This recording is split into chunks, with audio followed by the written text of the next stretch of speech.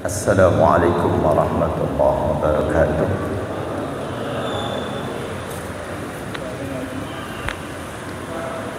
A'udzu billahi minasyaitonir rajim. Bismillahirrahmanirrahim. Alhamdulillahil qa'il fi mahkami kitabihil mubin. فلولا نفر من كل فرقة منهم طائفة ليتفقهوا في الدين والصلاة والسلام على سيدنا محمد الرسول الأمين قائد الغر المحجلين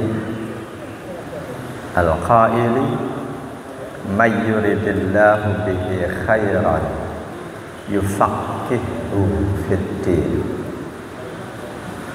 وعلى آله الطاهرين وأصحابه الذين عملوا على نشر هذا الدين بالحجة والدليل الواضح المبين. أما بعد، فإن أصدق الحديث كتاب الله تعالى وخير الهدي hadis Sayyidina Muhammadin sallallahu alaihi wasallam wa syarrul umuri muhdatsatuha wa kullu muhdatsatin bid'ah wa kullu bid'atin dhalalah wa kullu dhalalatin finnar. Wa bisanadil muttasili ila al-imam al-muallif rahimahullah ta'ala wa adama an-naf'a bihi wa bi'ulumihi fid dharain. Jamaah hadani Allah wa iyyakum ajma'in. Ini adalah pertemuan kita yang kedua selama bulan Ramadan. Ahad awal Ramadan dan sekarang Ahad akhir Ramadan. Insya Allah besar kemungkinan bahwa ini puasa terakhir. Meskipun kalau kita ikuti saudara kita di Muhammadiyah, pasti ini puasa terakhir.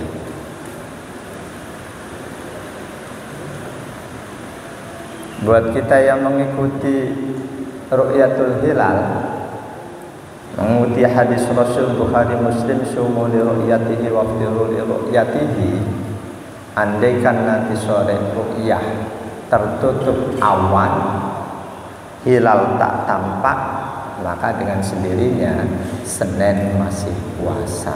Tapi insya Allah hilal akan terlihat karena kedudukannya sudah sangat tinggi di atas ufuk, rata-rata 4 derajat.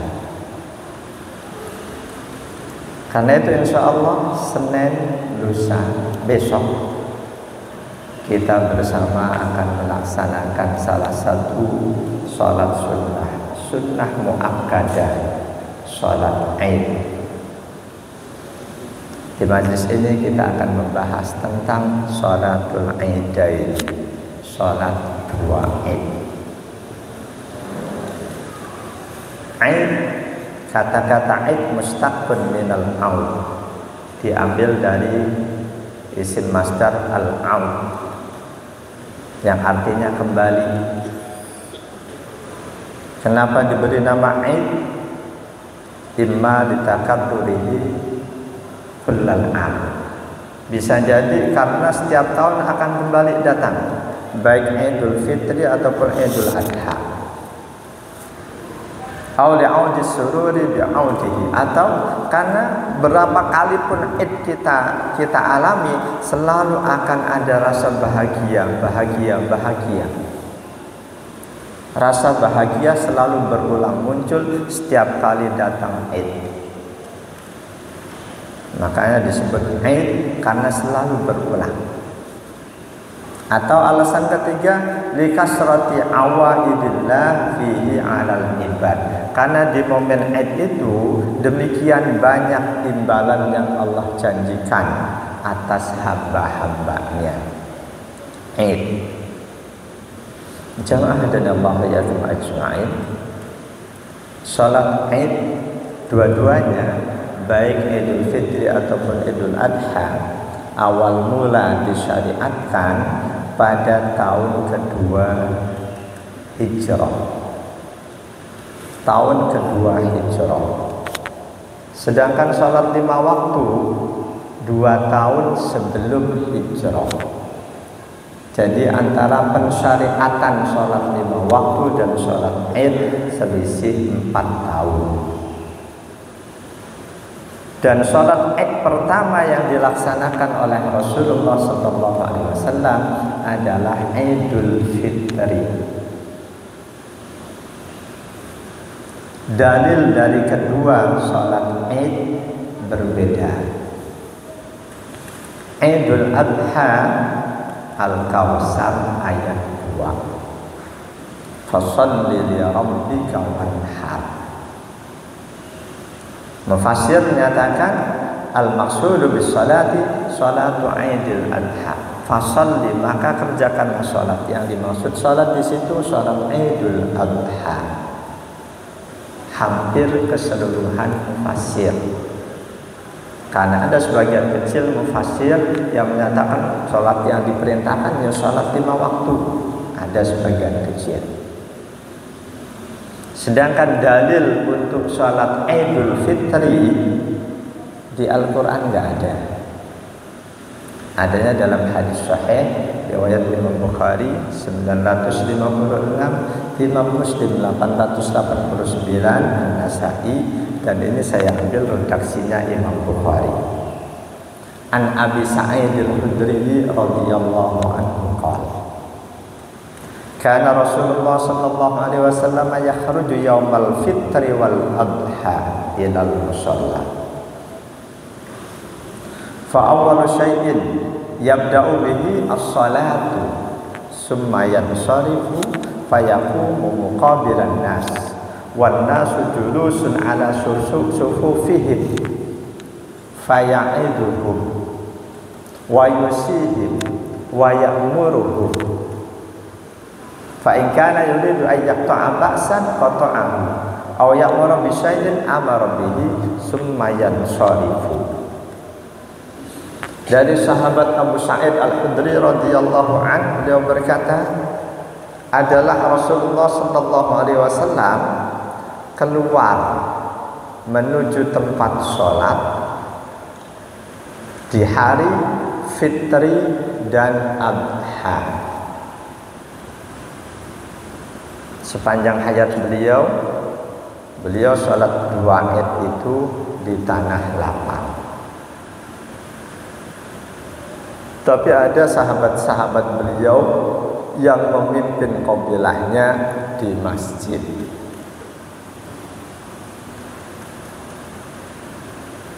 Beliau di hari Fitri dan Adha keluar menuju tempat sholat. Fa awwalu syai'in yabda'u bihi sholatu, dan hal pertama yang beliau lakukan adalah mengerjakan sholat. Hal pertama yang beliau lakukan mengerjakan sholat. Sumayan sholifu fayaqumu muqabilan nas. Selesai sholat, beliau berdiri menghadap ke jamaah, ke umat manusia. Sholat dulu baru khutbah. Wan nasu sufufun ala wan nasu julusun ala sufufihim. Sedangkan jamaah umat manusia, para sahabat, tetap duduk di safnya masing-masing. Tetap duduk di safnya masing-masing. Faya'iduhum wa yusihim wa ya'muruhum. Di situ Rasul sampaikan nasihat, wasiat, atau perintah-perintah. Fa in kana yuridu an yaqta'a ba'san, jika pada saat itu dalam hati Rasul ada keinginan untuk mengirim tentara, fayaqta'ahu, maka saat itu pula beliau putuskan, langsung beliau sampaikan melalui mimbar khutbah Id. Aw ya'muru syai'in, atau ketika Rasul dapat wahyu untuk memerintahkan sesuatu, ya saat itu pula beliau sampaikan. Semayan syarifu, selesai, ya sudah selesai. Jamaah dan Allah yakum ajma'in, seluruh ulama sepakat salat Id sunnah muakkadah. Tidak ada satupun yang berfatwa salat Id wajib, tidak ada. Sunnah muakkadah. Alasan muakkadahnya enggak sekedar sunnah ghairu muakkadah, sunnah biasa enggak, tapi muakkadah, sunnah yang sangat dianjurkan. Ciri-ciri muakkadah, li'annahu sallallahu alaihi wasallam lam yatrukha mundu syuri'at hatta tawaffahu Allah azza wa jalla. Karena begitu disyariatkan tahun kedua Hijrah, Rasul tidak pernah sekalipun meninggalkan sholat Id hingga beliau diwafatkan oleh Allah azza wa jalla. Jadi apapun di luar wajib yang oleh Rasul tidak pernah ditinggalkan, itu sunnah muakkadah. Jadi apapun di luar wajib yang Rasul selalu kerjakan, nggak pernah beliau tinggalkan, itu pertanda sunnah muakkadah, sunnah yang mendekati wajib. Karena itu ketika kita istiqomah mengerjakan satu amalan sunnah, tidak pernah kita hentikan, itu tidak lantas menjadi wajib. Wajib atau tidaknya suatu amalan itu ada di hati dan pikiran kita. Meskipun kita tinggalin, kalau dalam hati kita mewajibkan amalan itu, padahal tidak wajib, kita sudah melakukan pelanggaran, kesalahan. Wa wadaba 'alaiha ashabu ridwanullahi ta'ala 'alaihim min ba'di. Setelah beliau wafat, para sahabat beliau melanggengkan juga sholat Id itu. Wa wadaba, sahabat-sahabat beliau ridwanullahi 'alaihim ajma'in melanggengkan sholat Id itu sesudah wafatnya Rasulullah. Karena itu tidak semestinya kita meremehkan sholat Id, apalagi dengan alasan ngejar mudik. Id timbang sunnah aja lah. Memang bukan wajib, tapi juga bukan sunnah biasa. Boleh jadi nilai syiar sholat Id itu lebih tinggi dibanding sholat 5 waktu. Nilai syiarnya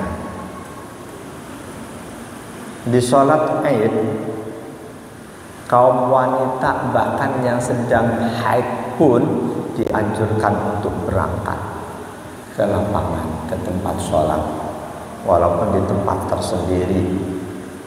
Mereka dianjurkan ikut berdoa bersama umat Islam yang sholat.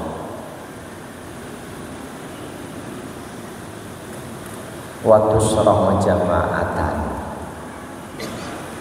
sholat Id disyariatkan berjamaah, disyariatkan, diperintahkan berjamaah. Yadullu ala dzalika hadis Abi Sa'id al-Khudri as-Sabi. Dalilnya di hadis tadi, kata sahabat Abu Sa'id, Rasul keluar menuju tempat sholat untuk mengerjakan sholat Id bersama para jamaah. Jadi sholat Id dianjurkan berjamaah, watasihu furoda, namun tetap sah kalau toh dikerjakan sendiri. Sholat 5 waktu sama, dianjurkan berjamaah, Bahkan ada sebagian kecil ulama yang berpandangan 5 waktu berjamaah wajib, khususnya bagi tetangga masjid. Mayoritasnya berpandangan sunnah muakkadah. Sholat sendiri tetap sah. Sholat Id dianjurkan berjamaah, sendiri tetap sah. Sebaliknya, ada sholat yang dianjurkan sendiri, dikerjakan berjamaah, sah juga. Tapi tidak lantas setiap sholat kita jamaahkan itu pahalanya tambah, enggak. Seperti sholat lail, sholat tahajud, itu dianjurkan sendiri, tidak berjamaah. Sunnahnya dikerjakan sendiri. Kalau toh dilakukan berjamaah, boleh. Rasul pernah beberapa kali tidak mengajak jamaah, tapi tiba-tiba diikuti oleh 1-2 sahabat. Rasul tahajud, sahabat ada Ibnu Abbas, ada Ibnu Umar, di berbeda momen. Di suatu momen sahabat Ibnu Abbas tahu-tahu ikut di belakang beliau dan beliau tidak menolaknya. Sahabat Ibnu Umar tahu-tahu ikut di belakang beliau makmum, beliau pun tidak menolaknya. Itu sudah cukup sebagai dalil bahwa sholat tahajud atau qiyamul lail meskipun dianjurkan dikerjakan sendiri-sendiri, kalau toh ada yang ngikutin kita menjadi makmum, ya tetap sah. Dan kita tidak perlu merubah niat dari niat sholat sendiri menjadi sholat sebagai imam, tidak perlu. Jadi tahajud dia dibuat berjamaah tidak menambahi pahala. Sholat Id disunahkan berjamaah, dikerjakan sendiri, ya tidak menambahi pahala, kurang justru pahalanya. Jamaah dan Allah wa iyyakum ajma'in. Wa yukhatabu biha kullu mukallafin. Yang diperintahkan mengerjakan sholat Id setiap muslim yang mukallaf. Enggak ada beda laki perempuan, sama-sama kesunahannya. Enggak ada beda orang yang mukim atau musafir. Kita sedang musafir, nemui sholat Id, berhenti ikut sholat, hukumnya tetap sama, sunnah muakkadah. Bahkan nggak ada beda pula apakah dia orang merdeka atau budak. Saat ini sudah nggak ada. Meskipun demikian, tidak semua muslim mukallaf itu dianjurkan berangkat ke masjid. Di antaranya illa lil mar'atil mutazayyinati, wanita yang demen dandan, demen bersolek, setiap keluar seolah-olah harus selalu cantik tampil, itu enggak dianjurkan berangkat ke masjid, enggak dianjurkan. Awil lati qad tasirul fitnatu, atau wanita yang kalau dia berangkat ke tempat umum, ke masjid, kumpul atau ke tempat sholat Id, akan bisa memunculkan fitnah karena tampilannya, karena kecantikannya yang katakanlah heboh banget. Setiap yang melihat, seperti wanita di kisah Nabi Yusuf, begitu memandang Nabi Yusuf teringat terus, berarti Nabi Yusuf penyebab fitnah buat para wanita. Wanita yang ketika tampil di depan umum semua yang memandang teringat terus. Nah, wanita seperti itu tidak dianjurkan tampil di depan umum. Dia sholat Id di rumah saja. Jamaah dan Allah wa iyyakum ajma'in. Banyak dalil yang menunjukkan bahwa sholat Id itu meskipun Rasul tidak pernah meninggalkannya semenjak disyariatkan, banyak dalil yang menunjukkan bahwa sholat Id tidak wajib. Di antaranya hadis dari Thalhah bin Ubaidillah radhiyallahu anhu. Ja'a rajulun ila Nabi sallallahu alaihi wasallam min ahli Najdin sa'irur ra'si yusma'u dawiya sautihi wa la yafqahu ma yaqul hatta dana. Datang seorang laki-laki sahabat menghadap Rasul, penduduk Najd, rambutnya sudah beruban,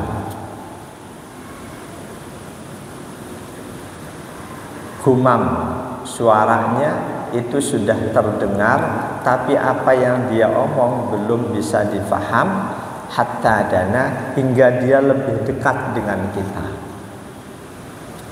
Begitu dia sudah dekat dengan Rasulullah sallallahu alaihi wasallam, fa idza huwa yas'alu 'anil Islam, ternyata dia sedang ngaji kepada Rasul, bertanya tentang Islam, apa-apa saja yang diperintahkan oleh Islam, apa-apa saja yang harus beliau kerjakan sebagai muslim. Faqala Rasulullah sallallahu alaihi wasallam, Rasul pun menjawab, khamsu salawatin fil yaumi wal lailati. Sebagai muslim, kamu harus kerjakan sholat 5 waktu sehari semalam. Sholat 5 waktu. Faqala hal alayya ghairuha. Si sahabat tadi tanya, selain 5 waktu ada enggak sholat lain yang wajib buat aku wahai Rasul, buat kami umat Islam? Qala, Rasul menjawab, la illa anta tawwa. Di luar 5 waktu enggak ada sholat wajib. Di luar 5 waktu enggak ada sholat wajib, kecuali kamu kerjain sunnah. Tentu saja wajib yang dimaksud di sini wajib ain. Karena ada salat lain yang wajib, salat jenazah hukumnya wajib.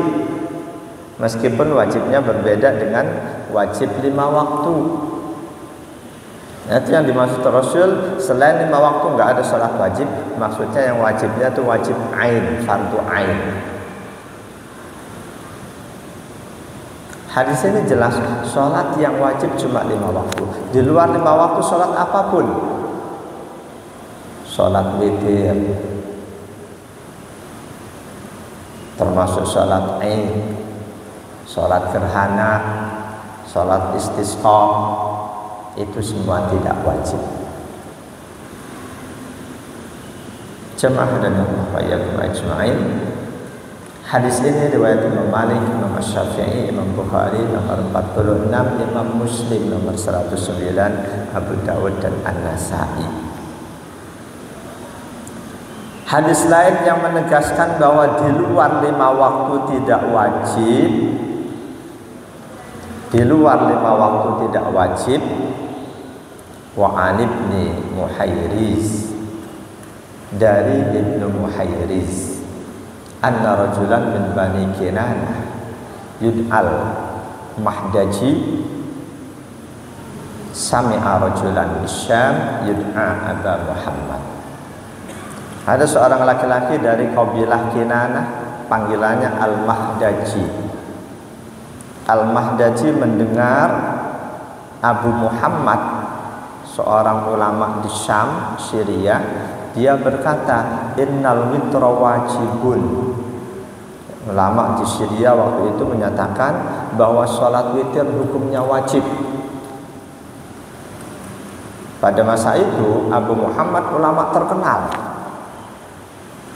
Sekarang lebih gampang terkenal dengan media sosial. Ulama yang terkenal namanya, walaupun kealimannya nggak seberapa, suaranya itu punya pengaruh besar dibanding ulama yang ilmunya tidak diragukan tapi tidak terkenal. Nah itu keterkenalan ketika tidak diimbangi dengan ilmu, akhlak, itu akan menjadi bencana. Terkenal namanya, setiap ngomong semua orang dengerin, tapi kok nggak diimbangi dengan keluasan ilmu dan keindahan akhlak, bisa menjadi bencana. Bencana buat dirinya, bencana juga buat masyarakat luas yang terlalu gampang fanatik dengan seseorang. Nabi Muhammad di Syam menyatakan sholat witir wajib. itu didengar oleh Al-Mahdaji, seorang ulama dari Bani Kinanah. Demi mendengar itu, kata Al-Mahdaji, faruntu ila Ubadah bin As-Samit, aku sengaja berangkat untuk menemui seorang sahabat Nabi, Ubadah bin As-Samit. Tujuannya fa'tarabtuhu, untuk mengklarifikasi apa yang disampaikan oleh Abu Muhammad bahwa sholat witir itu wajib. Apa betul sih sholat witir itu wajib? Al-Mahdaji sengaja menghadap sahabat Ubadah bin As-Samit radhiyallahu an untuk mengklarifikasi hal itu. Wa huwa raihun ilal masjid. Kata Al-Mahdaji, ketika aku datangi beliau, pas beliau sedang berjalan menuju masjid. Fa akhbartuhu billadzi qala Abu Muhammadin. Aku sampaikan apa adanya kepada sahabat Ubadah bin As-Samit, apa yang difatwakan, apa yang disampaikan oleh Abu Muhammad. Faqala Ubadah, reaksi sahabat Nabi Ubadah bin As-Samit, kadzdzaba Abu Muhammad. Abu Muhammad berbohong, dia salah. Siapapun yang menyatakan sholat witir wajib, dia salah. Kata sahabat Ubadah, sami'tu Rasulullah sallallahu alaihi wasallam yaqul, karena aku pernah mendengar Rasulullah bersabda, Rasulullah menegaskan khamsu shalawatin katabahunallahu 'alal ibad, cuma 5 waktu yang diwajibkan oleh Allah atas hamba-hambanya, cuma 5 waktu. Faman jaa bihinna lam yudayyi minhunna syai'an istighfafan bihaqqihinna kana lahu indallahi ahdun ay yudkhilahul jannah. Siapapun yang istiqomah mengerjakan 5 waktunya, tidak dia remehkan, tidak dia kerjakan asal-asalan karena meremehkan sholat 5 waktu itu, dia kerjakan sepenuhnya sebaiknya 5 waktunya itu, dia sudah mendapatkan janji Allah untuk dimasukkan ke surga. 5 waktu kerjakan seutuhnya. Meskipun kita nggak pernah ngerjain sholat sunnah, nggak pernah ngerjain sholat tarweh, sholat witir atau sholat juga id, nggak pernah sholat tahajud, 5 waktu kerjakan seutuhnya, berarti kita sudah punya janji dari Allah untuk dimasukkan ke surga. Sebaliknya, wa man lam ya'ti bihinna falaysa lahu indallahi ahdun. Siapapun yang 5 waktunya ternyata nggak baik, dia kerjain tapi asal-asalan, maka dia belum punya janji dari Allah untuk dimasukkan ke surga. Insya'a adzabahu, kalau Allah mau Allah akan siksa dia. Wa insya'a adkhalahul jannah, kalau Allah mau walaupun dia 5 waktunya nggak baik, Allah akan masukkan ke surga. Ini hadis sahih riwayat Imam Abu Dawud, An-Nasa'i. Jadi jangan pernah memastikan siapapun yang pernah meninggalkan sholat 5 waktu pasti neraka. Ini hadisnya kalau Allah mau dimasukkan ke surga. Itu hak Allah kok. Memberikan surga kepada orang yang taat, memberikan neraka kepada orang yang maksiat, atau memberikan surga kepada orang yang maksiat, itu hak Allah. Sepenuhnya itu hak Allah. Nah itu jangan pernah kita yang selalu taat, kita pasti masuk surga. Jangan. Ada hadis Rasul Bukhari Muslim yang harus menjadikan kita tidak terlalu pede dengan ibadah kita. Harus tetap ada kekhawatiran-kekhawatiran. La yudkhila ahadakum amaluhul jannah. Tidak ada seorang pun dari kalian yang akan dimasukkan surga karena amalnya semata-mata. Tidak seorang pun dari kalian yang akan masuk surga semata-mata karena amalnya. Ini hadis Bukhari Muslim. Para sahabat ketika Rasul menyampaikan itu, mungkin sikap mereka agak terkejut. Karena itu mereka pun nanya, wala anta ya Rasulullah, termasuk engkau wahai Rasul masuk surga bukan semata-mata karena amalmu? Jawaban Rasul jelas, wala ana, iya betul, aku pun masuk surga bukan karena semata-mata amalku, bukan. Illa iyyataghammadani Allahu bi rahmatin wa maghfiratin, melainkan lebih banyak masuk surga seorang hamba karena kasih sayang Allah dan ampunan Allah. Persentase amal ibadah kita sebagai penyumbang untuk kita masuk surga itu tidak seberapa. Karena itu jangan pernah terlalu yakin karena sudah rajin ibadah, andikan aku mati pasti surga. Jamaah dan Allah yakum ajma'in. Bahwa salat Aid sunnah muakkadah, sekali lagi ditunjukkan oleh selain Rasul dan para sahabat tidak pernah meninggalkannya, juga dari adanya perintah Rasul agar wanita yang sedang berhalangan pun ajak ke lapangan. Anak-anak yang belum wajib ajak ke lapangan. Itu menunjukkan betapa sholat Id itu sangat penting. An Hafsata radhiyallahu anha an Ummi Atiyah radhiyallahu anha qala, dari Hafsah,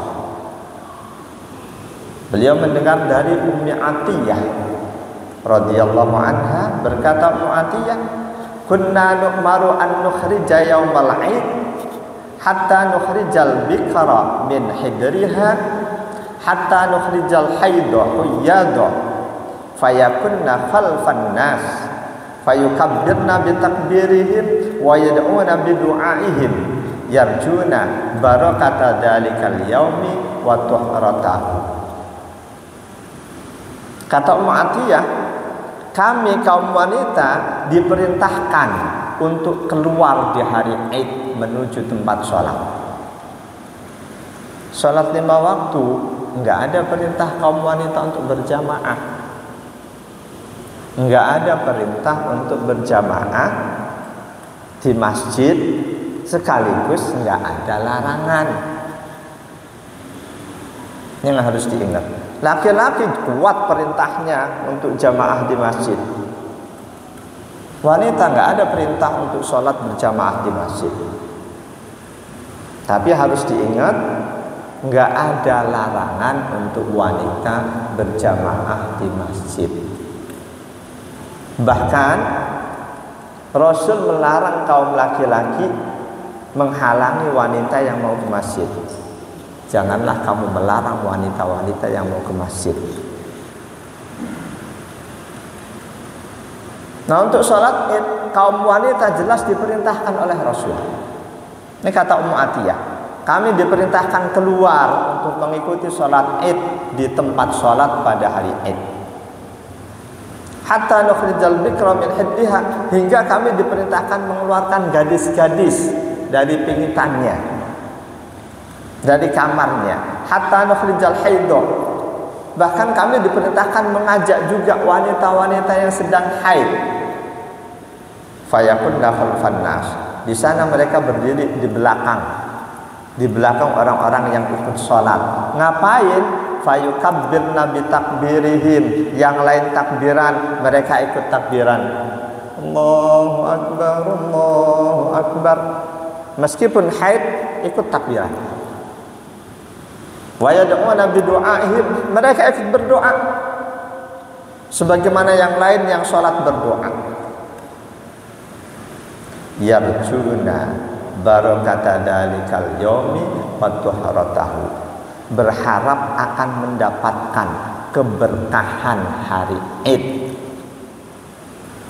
Perintah Rasul, ini hadisnya sahih, riwayat Imam Bukhari 971, Imam Muslim 2092, dan ini lafaz Imam Bukhari yang saya ambil.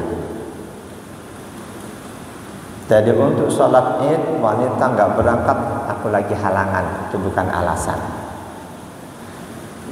Tetap berangkat, berdiri di paling belakang, takbiran ikut, doa ikut, berharap mendapatkan keberkahan hari Id itu. Bahkan andaikan ada wanita yang tidak punya jilbab, nggak punya pakaian untuk menutup aurat, apa yang dilakukan? Wa fi riwayatin qalat imra'atun. Ketika Rasul perintahkan itu, ada seorang wanita yang tunjuk tangan. Dia berkata, "Ya Rasulullah, ihdana laisa laha jilbabun." Bagaimana Rasul jika ada di antara kami yang nggak punya jilbab, nggak punya pakaian untuk menutup aurat? Qala, perintah Rasul, litalbasuha sahibatuha min jilbabiha. Saudara wanita yang punya jilbab double suruh minjemin. Jadi ingat ini ibu-ibu, untuk sholat Id nggak ada alasan sedang berhalangan terus tidak berangkat. Tapi ingat, ini posisi Id-nya di lapangan. Kalau di masjid yang besar, semua jamaah masuk di dalam ruangan masjid, wanita haid tidak boleh masuk dan berdiam diri di dalam masjid. Ayatnya jelas. Jamaah dan Allah iyyakum ajma'in. Ulama juga sepakat bahwa mandi khusus karena mau berangkat sholat Id itu sesuatu yang baik, sunnah. Mandi khusus untuk sholat Id, untuk hari Id itu sunnah. Dikiaskan dengan perintah mandi di hari Jumat. Wa annahuma bila adzanin wala iqamatin. Ulama juga sepakat bahwa sholat Id tidak ada adzan, tidak ada iqamah. Lisubuti tilka lisubuti dzalika an Rasulullah sallallahu alaihi wasallam. Tidak adanya adzan dan iqamah untuk sholat Id karena sepanjang hayat Rasul tidak pernah ada adzan iqamah dalam sholat Id. Illa ma ahdasa min dzalika Muawiyah fi ashahhil aqawil. Hanya saja dalam sejarah perjalanan Islam pernah ada sholat Id pakai adzan qomat, itu bid'ah yang dibuat oleh Muawiyah. Tapi itu nggak berlanjut, nggak diikuti oleh yang lain. Tidak disunnahkan adzan dan iqamah. Bal yunadi laha as-salatu jami'ah. Yang ada himbauan, komando as-salatu jami'ah atau as-salata jami'ah. Boleh as-salatu jami'ah, boleh as-salata jami'ah.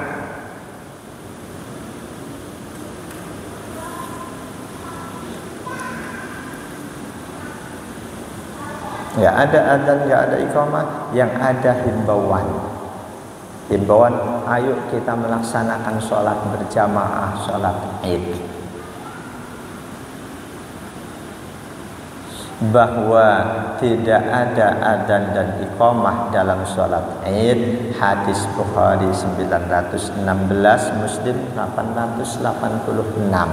An Ibnu Abbas radhiyallahu anhuma, dari sahabat Abdullah bin Abbas radhiyallahu anhuma, annahu arsala ila Ibnu Zubair fi awwal ma bu'i'a lahu. Sahabat Abdullah bin Abbas pernah mengirim surat kepada Ibnu Zubair. Di awal Ibnu Zubair bai'at menjadi muslim. Di awal Ibnu Zubair berbaiat setia untuk menjadi muslim. Isi surat dari Abdullah bin Abbas, innahu lam yakun yu'adzinu bis salati yaumal fitri, bahwa di Idul Fitri enggak ada azan. Wa innamal khutbatu ba'da shalah. Yang kedua, bahwa khutbah Idul Fitri dilaksanakan sesudah sholat.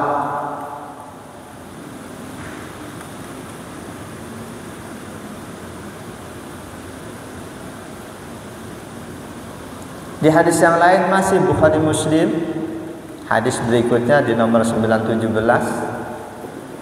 dari Ibnu Abbas dari Jabir bin Abdullah radhiyallahu anhu maqala, beliau berdua berkata, lam yakun yu'adzinu yaumal fitri wala yaumal adha. Tidak ada adzan di Idul Fitri dan Idul Adha. Bahwa baik diberikan komando dengan kalimat as-salatu jami'ah atau as-salata jami'ah, itu dikiaskan dengan komando sholat gerhana. Sama-sama sholat sunnah muakkadah, sama-sama berjamaah. Bahwa di sholat gerhana Rasul perintahkan sahabatnya untuk memberikan komando as-salatu jami'ah. Hadisnya riwayat Imam Ahmad, Imam Bukhari 1045. An Abdullah bin Amr bin al-As radhiyallahu anhu maqala, dari sahabat Abdullah bin Amr bin As radhiyallahu anhu beliau berkata, lamma kasafatis syamsu ala ahdi Rasulillah sallallahu alaihi wasallam nudiya in as-salata jami'ah. Ketika terjadi gerhana matahari di masa Rasul, maka langsung diserukan kepada umat Islam, kepada para sahabat, as-salata jami'ah. Dengan seruan seperti itu, sahabat paham, oh ini ada ajakan sholat. As-salata jami'ah. Jamaah dan Allah wa iyyakum ajma'in. Jadi dalam sholat id pelaksanaannya sholat duluan baru khutbah. Yang khutbah duluan baru sholat cuma sholat Jumu'ah. Cuma sholat Jumu'ah. Wa kadzalika ajma'u ala anna sunnata fiha taqdimus sholati 'ala al-khutbati. Ini ulama sepakat ijma' bahwa sholat didahulukan dari khutbahnya dalam sholat id. Ini sunnah. Ulama sepakat sunnah. Kenapa kok mereka nggak sepakat wajib sholat duluan baru khutbah? Tapi kok sepakat sunnah mendahulukan sholat baru khutbah? Karena pernah terjadi ada sahabat yang sebaliknya khutbah duluan baru sholat. Sahabat tahu kalau wajib mendahulukan sholat baru khutbah dalam id, mereka nggak akan macam-macam untuk merubah.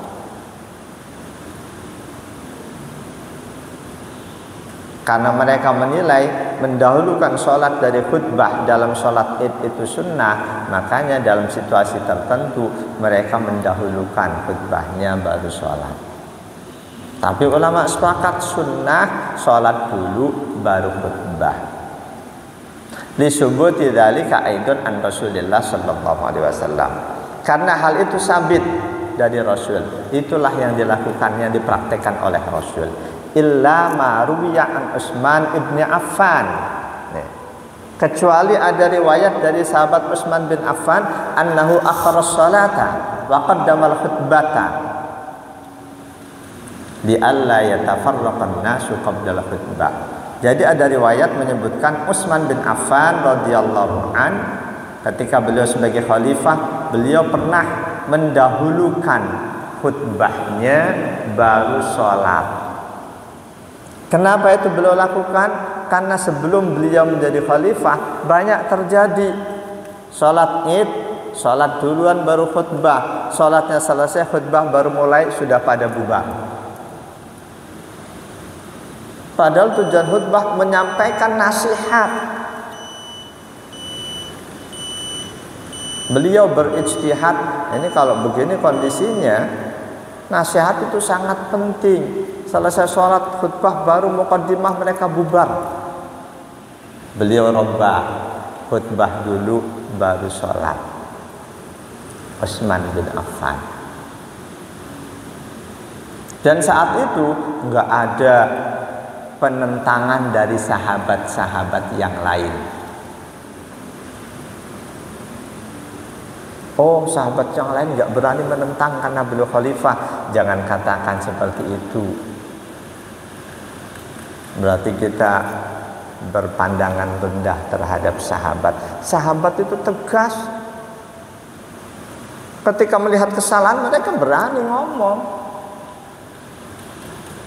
Begitu juga ketika Khalifah Umar bin Khattab memutuskan untuk sholat tarawih berjamaah, nggak ada satupun sahabat yang menentangnya. Termasuk ketika sahabat Umar memutuskan rakaatnya 20, riwayat Imam Malik dalam Muwatta, atau 23 riwayat Al-Baihaqi dalam Sunan Al-Baihaqi. Dua riwayat itu sahih. Nggak ada satupun sahabat yang menentang. Termasuk Siti Aisyah yang waktu itu masih hidup. Nggak ada bilang itu sholat tarawih 20 nggak benar. Enggak.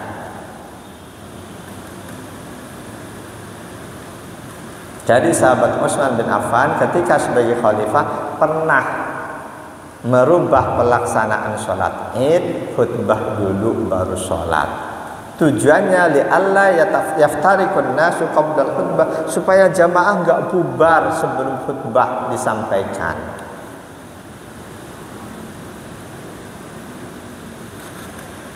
Kenapa sekarang kita perlu melakukan hal seperti ini?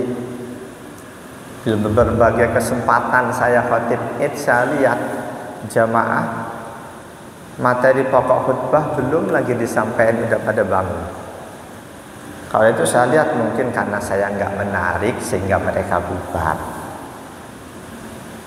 Paling tidak panitia bisa membuat kebijakan bagaimana caranya supaya jamaah itu betah untuk sampai tuntas. Yang jelas khatib juga harus berusaha. Di antara usaha yang bisa dilakukan khatib, sampaikan dengan sebaik-baiknya, sampaikan dengan bahasa yang mudah diikuti oleh jamaah, dan jangan bertele-tele, jangan panjang-panjang. Khutbah apapun Rasulullah tidak pernah sampaikan dengan durasi waktu yang panjang. Bahkan selanjutnya di hadis sahih beliau menegaskan inna kisaral khutbati wa tulas salati mi'innatun min fikhihi. Sesungguhnya simpelnya khutbah, pendeknya durasi khutbah, dan panjangnya sholat itu gambaran dari fakihnya, dari fahamnya seseorang.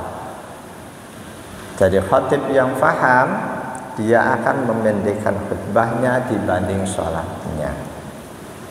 Jamaah dan Allah wa ajma'in, insya Allah lanjutan pembahasan ini nanti di bulan mendekati Idul Adha. Wallahu a'lam bishawab. Mungkin ada 1-2 pertanyaan, silahkan. Ada yang ingin bertanya? Kami persilakan kalau ada pertanyaan. Kalau tidak ada, mungkin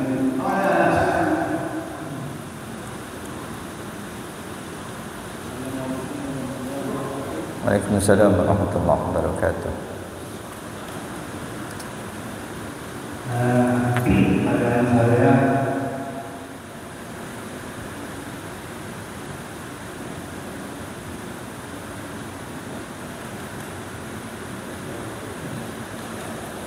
masalah ini, khutbah itu kan kalau kita melaksanakan sholat Jumat itu wajib duduk di antara dua khutbah. Tapi ketika Idul Fitri atau Idul Adha itu seringkali khotib itu tidak melakukan itu. Jadi terus sampai selesai khutbah itu bukan. Ini pertanyaannya, apakah ada dalil-dalil tertentu atau ada kekhususan dalam melaksanakan sholat Idul Adha maupun Idul Fitri? Terima kasih. Baik. Dalam semua sholat, apakah itu sholat wajib termasuk sholat-sholat sunnah, ada bagian-bagian tertentu yang diperselisihkan oleh ulama dalam sholatnya, dalam khutbahnya. Dalam khutbah Id, apakah dua khutbah yang dipisah dengan duduk atau cukup satu khutbah? Itu pun diperselisihkan.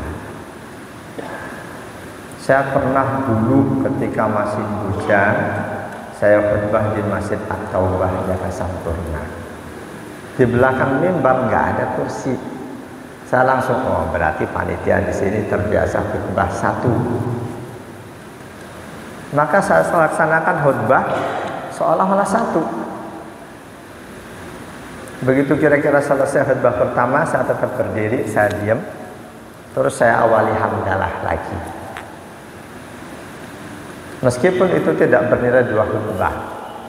Jadi khutbah Id apakah wajib dua atau boleh satu, ini diperselisihkan. Kalau mazhab Syafi'i mutlak, khutbah apapun, mau sholat Jumat, mau sholat gerhana, sholat Id, sholat apalagi, itu dua khutbah, diperselisihkan. Mereka yang berpandangan satu khutbah cukup, makanya nggak menyediakan kursi untuk khatib duduk. Insya Allah itu boleh dan sholatnya sah. Beda dengan sholat Jumat, khutbah Jumat, harus ada pemisah di antara dua khutbah. Termasuk takbirnya itu pun diperselisihkan. Sekedar contoh, sholat Id, kita melaksanakan rakaat pertama berapa takbir? 7. Rakaat kedua 5, itu minus takbiratul ihram dan takbir berdiri. Mazhab Maliki 7 dan 6. Itu sudah termasuk takbiratul ihram. 6 termasuk takbir bangun berdiri. Mazhab Syafi'i 7, 5 minus takbiratul ihram dan takbir berdiri. Bahkan ada yang Imam Hanafi lain lagi, takbirnya 3 kali di 2 rakaat. Tapi posisi takbirnya beda. Rakaat pertama sama dengan kita, habis takbiratul ihram, Allahu Akbar, Allahu Akbar, Allahu Akbar. Tapi rakaat kedua mazhab Hanafi, begitu bangun langsung baca Al-Fatihah, baca surah. Selesai itu baru Allahu Akbar, Allahu Akbar, Allahu Akbar. Lalu takbir untuk ruku. Mazhab Hanafi.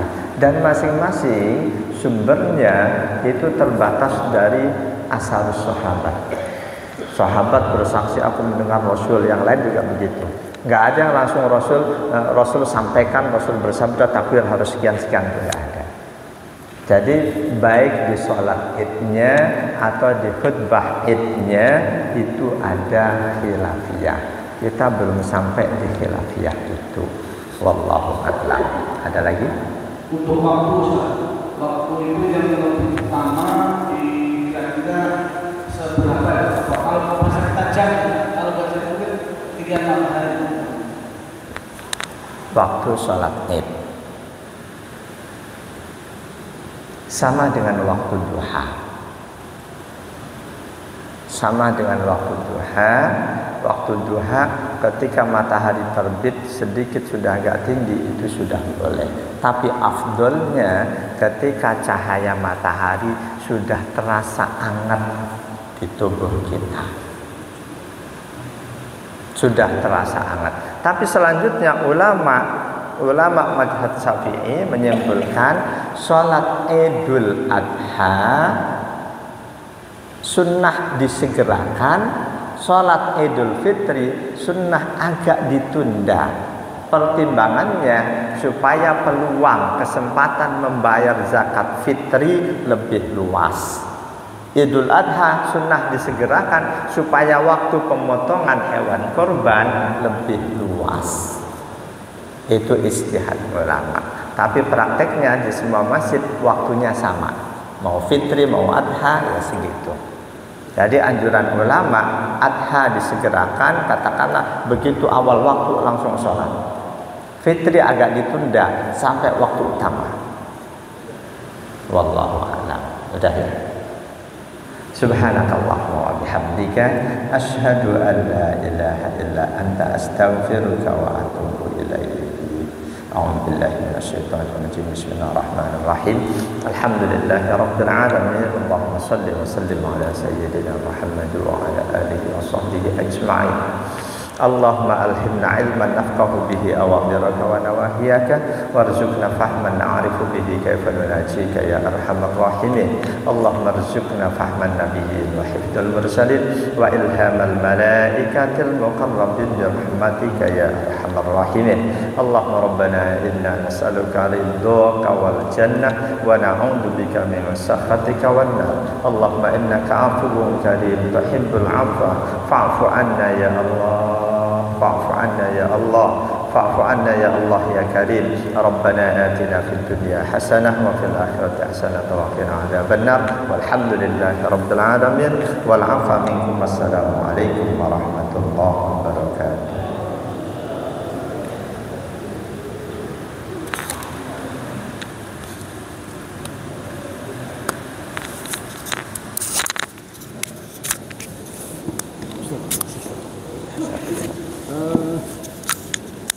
Idul Fitri di mana? Di